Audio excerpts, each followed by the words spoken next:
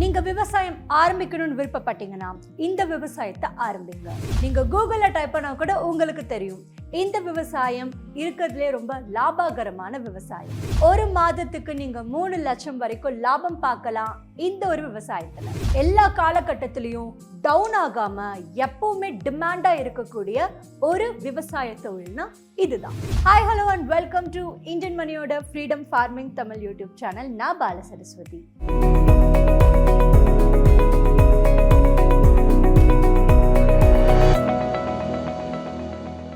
என்னடா எந்த விவசாயத்தை பத்தி இவ இப்படி பேசிட்டு இருக்கான்னு ரொம்ப குழப்பமா இருக்கீங்களா? ஏன்னா இப்ப பாத்தீங்கன்னா நார்மலா நாம ஒரு அக்ரிகல்ச்சர் விவசாயத்தை பண்றதை விட ஒரு அனிமல் ஹஸ்பண்ட்ரி, அதாவது லைவ் ஸ்டாக் அந்த ஒரு ஃபார்மிங் நாம வச்சோம்னா காசு நிறையவே பார்க்கலாம்.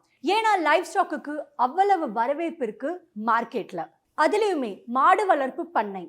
ஸோ இதன் மூலயமா மாடுகள் எல்லாம் வளர்த்து அண்ட் அது சுரக்கிற அந்த ஒரு பாலை வச்சு தொழில் பண்ணுவாங்க. ஸோ அதுக்கு பேர் தான் டெய்ரி ஃபார்மிங் அப்படின்னு சொல்லுவாங்க. அண்ட் இந்த டெய்ரி ஃபார்மிங்கில் நிறைய வகைகள் இருக்குது. ஏன்னா ஒரு மாடும், அதாவது ஒரு ப்ரீடுள்ள ஒரு மாடும் பால் டிஃப்ரெண்ட்டாக சுரக்கும். அண்ட் ஒரு பகுதியிலையுமே அதுக்கான டிமாண்ட் அதுக்கேற்ற மாதிரி இருக்கும். ஸோ பசுக்கள்லையே ரொம்பவே அதிக பால் சுரக்கிற ஒரு பசுனா ஜெர்சி மாடு தான் சொல்லுவாங்க. ஸோ இந்த ஜெர்சி மாடோட ஸ்பெஷாலிட்டி என்னன்னா நிறைய பால் சுரக்கும். ஸோ மில்க் ப்ரொடக்ஷன் ரொம்பவே அதிகமாக இருக்கும் நம்ம மற்ற மாடுகளை கம்பேர் பண்ணும்போது.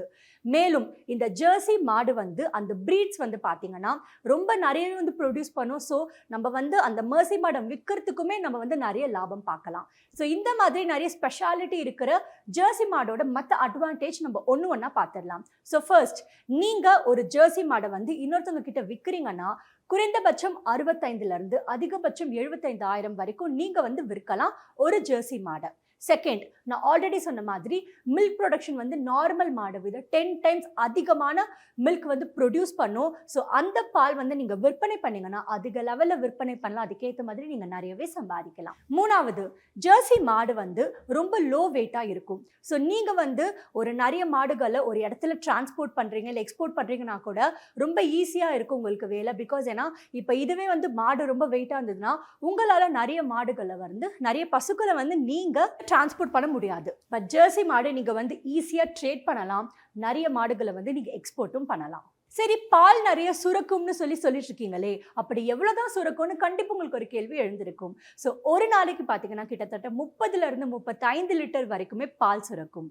அண்ட் ஜெர்சி மாடு ஒரு வருஷத்துக்கான ஈல்டு 5,000 இருந்து 8,000 வரைக்கும் இருக்கும். அண்ட் ஜெர்சி மாடு சுரக்கிற அந்த பாலில் பட்டர் ஃபேட் நிறையவே இருக்கும் மற்றும் புரோட்டீன்ஸுமே ரொம்ப அதிகமாக இருக்கும். ஸோ அதனால இந்த பாலோட விற்பனையும் ரொம்ப அதிகமாக இருக்கும். ஸோ இப்படிப்பட்ட இவ்வளோ நிறைய பெனிஃபிட்ஸ் இருக்கிற, நிறைய அட்வான்டேஜஸ் இருக்கிற இந்த ஜெர்சி மாடு எங்கே வேணாலும் நீங்கள் வளர்க்க ஆரம்பிக்கலாம். ஸோ நிறைய பாப்புலேஷன் எங்கே இருக்கும், எக்ஸாம்பிள் நம்ம இந்தியா எடுத்துக்கலாம், இல்லை வெளிநாடு பார்த்தீங்கன்னா கனடா, யூகே, யூஎஸ்ஏ இந்த மாதிரி பகுதியெல்லாம் கூட இந்த ஜெர்சி மாடை வளர்த்து இந்த மில்க் ப்ரொடியூஸ் பண்ணிட்டு இருக்காங்க. ஸோ இதனால இந்த ஜெர்சி மாடை நீங்களும் வளர்த்து இதன் மூலமா நீங்க விவசாயம் பண்ண ஆரம்பிச்சீங்கன்னா நீங்களுமே நிறைய ஏர்ன் பண்ணலாம். ஸோ இப்படிப்பட்ட இந்த லாபகரமான ஜெர்சி பால் பண்ணையை எப்படி ஆரம்பிக்கிறது, இதை தெரிஞ்சுக்க இந்த இண்டஸ்ட்ரியில எக்ஸ்பர்ட்டா இருக்கிற நம்மளோட மென்டர் ஃபர்ஸ்ட் இந்த ஜெர்சி மாடுனா என்ன, இந்த பண்ணை எப்படி வைக்கிறது, ஸோ இதை பற்றியான ஒரு அடிப்படை தகவல்களை நம்மளுக்கு எக்ஸ்பிளைன் பண்ண போறாரு. இன்னைக்கு நம்மளுடைய தமிழ்நாடு சீதோஷ்ணத்தில் எல்லா மாவட்டத்திலையும் ஜெர்சின்னு எல்லாருக்கும் தெரிஞ்ச விஷயம்தான்.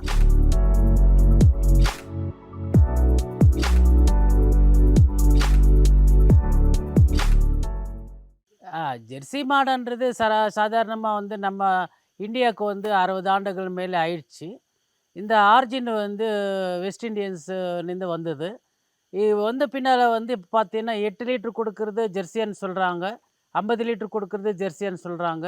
இதில் நிறைய இன்பிரீட் ஆயிடுச்சு. இன்பிரீடுன்னா அதுக்கு கிராஸ் பண்ணி பல ப்ரீட்ஸ் எல்லாம் கமெண்ட் ஆகிட்டு ஹெச்எப் ஜெர்சி 2 கமெண்ட் ஆகிடுச்சு, 2 இன்சுமேஷன் போட்டு அந்த மாதிரி ப்ரீடெல்லாம் ஆயிடுச்சு. இன்றைக்கி நம்மளுடைய தமிழ்நாடு சீதோஷ்ணத்தில் எல்லா மாவட்டத்துலேயும் ஜெர்சின்னு எல்லாருக்கும் தெரிஞ்ச விஷயந்தான். அதில் பார்த்தீங்கன்னா உங்களுக்கு சந்தையில் விற்றுட்டு ஜெர்சின்னு விற்றுட்டு போயிடுறாங்க. கோல்டன் ப்ரௌனு சின்ன ஒரு யூ கொம்பு மாதிரி இருக்கிறதெல்லாம் ஜெர்சி கிடையாதுங்க. இது சிலது பார்த்தீங்கன்னா உங்களுக்கு ரெட் சிந்தியோடைய கிராஸ் நல்லா இன்றைக்கி நல்லா விழுப்புரம், பாண்டிச்சேரி, திருவண்ணாமலை இந்த மாதிரி பகுதியில் வந்து நல்ல ரெட் சிந்தி கிராஸ் ஜெர்சியெல்லாம் நல்ல 20-25 லிட்டர் கறக்கிற மாடுகளை கொடுத்துருக்கேன். ஏன்னா அந்த சீதோஷ்ணத்தில் வந்து அந்த மாடு வந்து நல்லா வந்து வளர்ச்சி ஆகிட்டுருக்கு. அதே பொள்ளாச்சி, கோயம்புத்தூர், ஈரோடு, நாமக்கல் இந்த ஏரியாவில் நல்லா கொடுத்துருக்கேன், நல்லா இருக்குது. இந்த மாதிரி வந்து கடலோர பகுதியில் வந்து இருக்கும்போது இந்த ரெட்டு சிந்தியோட கிராஸ் இருக்கும்போது நல்ல அருமையான பாலை கொடுக்கும். இந்த கடலோர பகுதியில் வந்து ஜெர்சி ஆகாது அப்படின்ட்டு நிறைய பேர் வந்து கம்ப்ளைண்ட். ஏன் ஆகாது அப்படின்னு பார்க்கும்போது இதோடைய ஸ்கின் டிசீஸ் வந்து ஸ்டார்ட் ஆகுறது அப்படின்ட்டு நிறைய பேர் சொன்னாங்க. அதுக்கு ரெக்டிஃபையர் வந்து நம்ம டாக்டர் அருண் ராஜன் அப்படின்னு சொல்லிட்டு ரிசர்ச் சென்டர் வச்சுருக்கார் வேலூரில். அவர் தான் வந்து 2004 வந்து இந்த ப்ராப்ளம் சால்வ் பண்ணிட்டாங்க. அதனால வந்து கடல் பகுதியினாலும் சரி, 130 டிகிரி இருந்தாலும் சரி, 40 டிகிரி இருந்தாலும் சரி, இந்த ஆஸ்திரேலியன் ப்ரீட்ஸ் வந்து இங்கே 40 வருஷம் மேலே ஆயிடுச்சு. இங்கே தமிழ்நாடு எல்லா இடத்துல வளரக்கூடிய ஜெர்சி தான். அதனால் வந்து சந்தையில் நீங்கள் வாங்குறதோட நம்ம மாதிரி கோசாலையில் வந்து செலக்ட் பண்ணி மாடனை எப்படி அந்த ஜெர்சியோடைய எஃபெக்ட்ஸ் எப்படி இருக்கும் அப்படின்னு பார்த்து வாங்குறது ரொம்ப அருமையான ஒரு ஆலோசனை என்னுடைய கோசாலை மூலியமாக நான் சொல்கிறேன். இந்த பண்ணை ஆரம்பிக்கிறதுக்கு மூலதன தேவைகள் என்ன? அதாவது எவ்வளவு இன்வெஸ்ட் பண்றது? குறைந்த அளவில் வந்து இன்வெஸ்ட் பண்ணி வாங்கலாமா, இல்லை அதிக அளவில் வாங்கலாமா? அண்ட் நான் ஆல்ரெடி சொன்ன மாதிரி ஒரு பசு வந்து நீங்கள் வாங்கணும் அப்படின்னா குறைந்த அளவில் 40,000 இருந்து 75,000 வரைக்கும் போகும். ஸோ நீங்கள் ஒரு பண்ணை வைக்கிறீங்கன்னா கண்டிப்பாக நீங்கள் இந்த மாடு வாங்கி தான் வைக்கணும். ஸோ எவ்வளவு வந்து எல்லாத்துக்குமே செலவாகும்? ஸோ இதை பற்றியான ரொம்ப டீட்டெயில்டான இன்ஃபர்மேஷனை நம்மளோட மென்டர் நம்மளுக்கு எக்ஸ்பிளைன் பண்ண போகிறாரு. இப்போது நீங்கள் வந்து முதலீட்டு பற்றி வந்து கேட்கும்போது சாதாரணமாக ஒரு கிராமத்தில் இருக்கிற ஒரு விவசாயி ஆகட்டும், ஒரு இளைஞர் நல்ல டிகிரி ஹோல்டரு, ஒரு பட்டதாரி இளைஞரும் வந்து நான் வந்து தொழில் ஆரம்பிக்கணும், எனக்கு இந்த மாடு பண்ணையில் நல்ல இன்ட்ரெஸ்ட் இருக்காது நிறைய பேர் கால் பண்ணி என்னை கேட்குறது யூஸ்வல். அது இங்கே வரவங்கக்கிட்ட நீங்கள் கோடிக்கணக்கில் பணத்தை போடுங்க, இந்த டெய்ரி நடத்துங்கன்ட்டு நான் யாருக்கும் அட்வைஸ் பண்ண மாட்டேன். காரணம் வந்து என்னை பார்த்து நீ என்ன நினைக்கிறியோயோ, உன்னுடைய உள்ளங்களில் என்ன நினச்சி உன்னுடைய மைண்ட் ஒர்க் ஆகுதோ அதுக்கு தக்க மாதிரி பண்ணுங்கள். உங்களிடம் எவ்வளோ பணத்தை வச்சியோ 35,000 1,50,000 வரலையும் இந்த மாடு இருக்குது. நீங்கள் 35,000 1.5 வருஷம் கன்றுக்குட்டி கிடைக்கும், 2.5 வருஷம் கன்றுக்குட்டி 70,000 கிடைக்கும். சென மாடு வந்து 95,000 1.5 வரலையும் இருக்குது. குட்டி போட்டு பால் கறக்குது 1.60 1.70 வரலையும் இருக்குது. இந்த மாதிரி ஒரிஜினல் ப்ரீடுக்கு வந்து நான் எல்லா சர்டிஃபிகேட் கொடுத்து நான் சேல் பண்ணிகிட்டு இருக்கேன். இதுக்கு நீ எவ்வளோ முதலீடு போடுறதுக்கு நீ தயாராகிறியோ அந்த தயாராகிறதுக்குள்ளே நான் மாடு கொடுக்கலாமா, குட்டி கொடுக்கலாமா, சென்னை ஹீட்டுக்கு ஒரு பருவத்தை கொடுக்கலாமா அப்படின்ட்டு அந்த கிளைண்ட்டோடைய கஸ்டமருடைய எண்ணங்கள் எப்படி போதோ அந்த வழியாக அவர் நோக்கி போய் அவருக்கு நம்ம என்ன இந்த மாதிரி ஸ்டெப்பு அந்த ரேட்டை சொல்லி அந்த மாடை நாம் விற்பனை செய்கிறோம். நிறைய பேர் வந்து பேங்க் லோனுக்கு போகலாமா, பேங்க்கில் வந்து சப்சிடி கிடைக்குமா, ஏதாச்சும் நம்ம சொத்துக்களை அடமானம் வைக்கணுமா என்ற நிறைய பேர் கேள்வி கேட்குறதே உண்டு. அதுக்காக வந்து எல்லாருக்கும் சொல்கிறக்கூடியது எல்லா பேங்க்குலேயும் எல்லா மேனேஜரையும் போயிட்டு அந்த அக்ரிகல் ஃபீல்ட் ஆஃபீஸர் அப்படின்றது நேராக பார்வையிட்டு அவர்கிட்ட நீங்கள் நாடி அடுத்த மேனேஜர்கிட்ட போயிட்டு, சார் இந்த மாதிரி வந்து அரவிந்த் கோஷாலா கிருஷ்ணகிரி டிஸ்ட்ரிக்டில் ஒசூரில் இருக்குது, நான் ட்ரைனிங் போயிருந்தேன், மாடு பற்றி எல்லாம் தெரிஞ்சுட்டு வந்தேன், எனக்கு ஒரு 10 லட்ச ரூபாய் லோன் வேணும் சார் அப்படின்னு கேட்கும்போது அந்த மேனேஜர் வந்து எலிஜிபிள் என்ன இருக்கோ, பேப்பர் ஒர்க் என்ன இருக்குதோ மொத்தமாக வந்து எழுதி அனுப்புவார். அதுக்கு ப்ராஜெக்ட் ரிப்போர்ட் நான் கொடுக்க தயார், ட்ரைனிங் சர்டிஃபிகேட் கொடுக்க தயார், கொட்டேஷன் கொடுக்க தயார். அடுத்தது அந்த ஏரியாவில் தமிழ்நாட்டில் எந்த மூலையில் இருந்தாலும் மார்க்கெட்டிங் பண்ணி கொடுக்கறதுக்கு நான் தயார். இதெல்லாம் பண்ணிவிட்டு பேங்க் அனுப்பும்போது கண்டிப்பாக மேனேஜர் என்னோடய ஃபோனில் தொடர்பு கொள்வார். இல்லை ஒரு வாட்டி வந்து போங்க சார் அண்ணுவாங்க. அதில் ஒரு தமிழ்நாடு எங்கே இருந்தாலும் வந்து சின்ன 1 மாடு 2 மாடுக்கெல்லாம் நான் போக மாட்டேன். ஒரு 50 மாடு 100 மாடு வைக்கிற மாதிரி அந்த பேங்க் போய்ட்டு நானே பேசுகிறேன். ஃபீல்ட் ஆஃபீஸர்கிட்ட அந்த மேனேஜர்கிட்ட பேசி லோன் அரேஞ்ச்மெண்ட் பண்ணித்தரேன். அந்த பண்ணும்போது அந்த இன்வெஸ்ட்மெண்ட்டுக்கு வந்து பாதகரமாக இல்லாமல் அவங்களுடைய சொந்த பணத்தை போட்டு கொஞ்சம் பத்தாவதுக்கு பேங்க்லேயும் வாங்கிட்டு 2 மெர்ஜ் பண்ணிவிட்டு ஆரம்ப ஒரு டைரி ஃபார்ம் ரன் பண்ணலாம். ஒரு சாதாரணமாக விவசாயம் இருந்தாலும் சரி, நம்ம இளைஞர்களாக இருந்தாலும் சரி. ஜெர்சி மாடு ரொம்ப ஹெல்த்தியாக இருந்தால் தான் அது சுரக்கிற பாலும் வந்து ரொம்ப ஹெல்த்தியாக இருக்கும். ஸோ இப்படிப்பட்ட இந்த மாட்டுக்கு என்ன மாதிரி உணவெல்லாம் வந்து கொடுக்கணும், தண்ணீர் வந்து எப்படி ப்ரொவைட் பண்ணணும், அண்ட் இது வந்து எப்படிப்பட்ட பிளேஸில் வந்து நம்ம ப்ராப்பராக மேனேஜ் பண்ணுறது, ஸோ இந்த மாதிரி நிறைய தகவல்களை வாங்க நம்ம மென்டர் கிட்ட இருந்து கேட்டு தெரிஞ்சுக்கலாம்.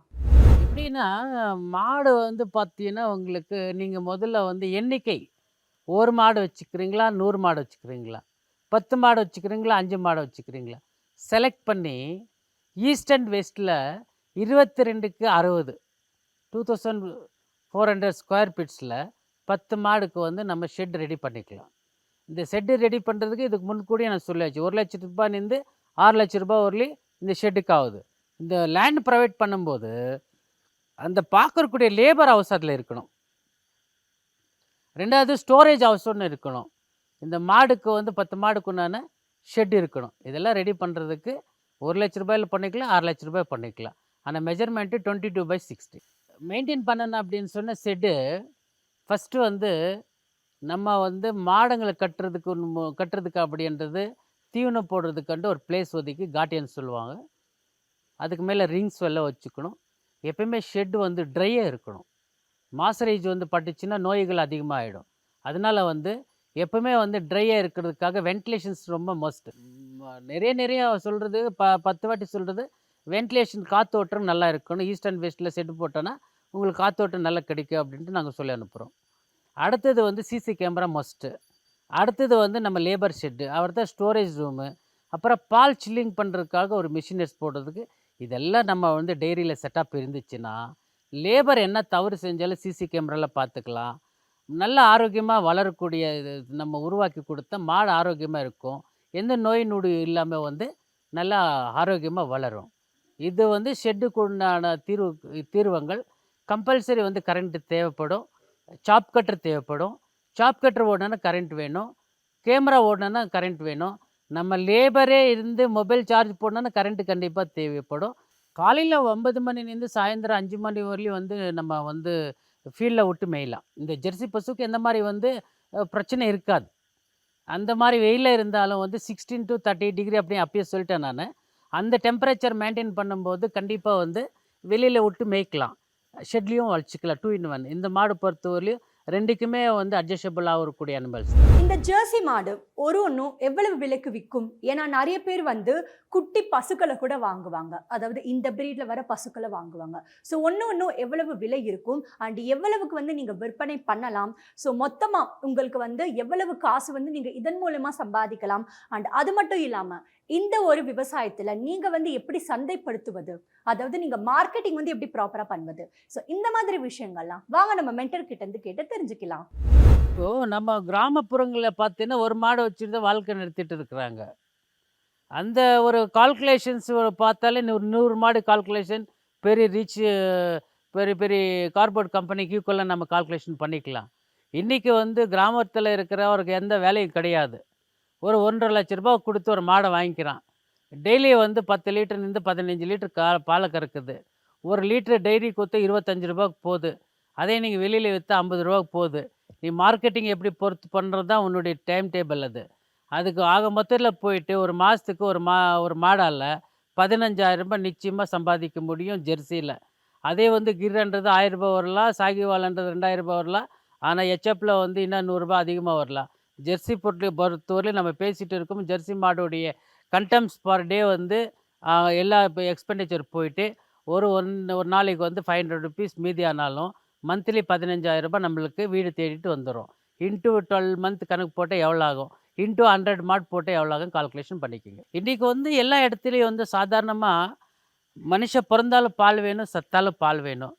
ட்ராவல் பண்ணாலும் அம்மாவுடைய தாய்ப்பால் இல்லைன்னா ஆல்டர்னேட் தாய்ப்பால் வந்து பசும்பால் தான். அதனால் வந்து எல்லா இடத்துலையும் பால்ன்றது எல்லாத்துக்கும் வந்து புதுசு கிடையாது. இது கிரேத்தா கிருத்தி துவாபரத்திலிருந்து வந்துடக்கூடிய காமதேனன்றது ஒரு சுருபின்றது ஒரு மாடு.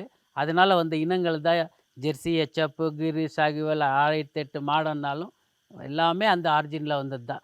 அதனால் வந்து பால் வந்து விற்கல அப்படின்றது நிர்ணயிக்கிறதுக்கு நம்ம கிடையாது. கண்டிப்பாக வந்து மார்க்கெட் ஆகும்.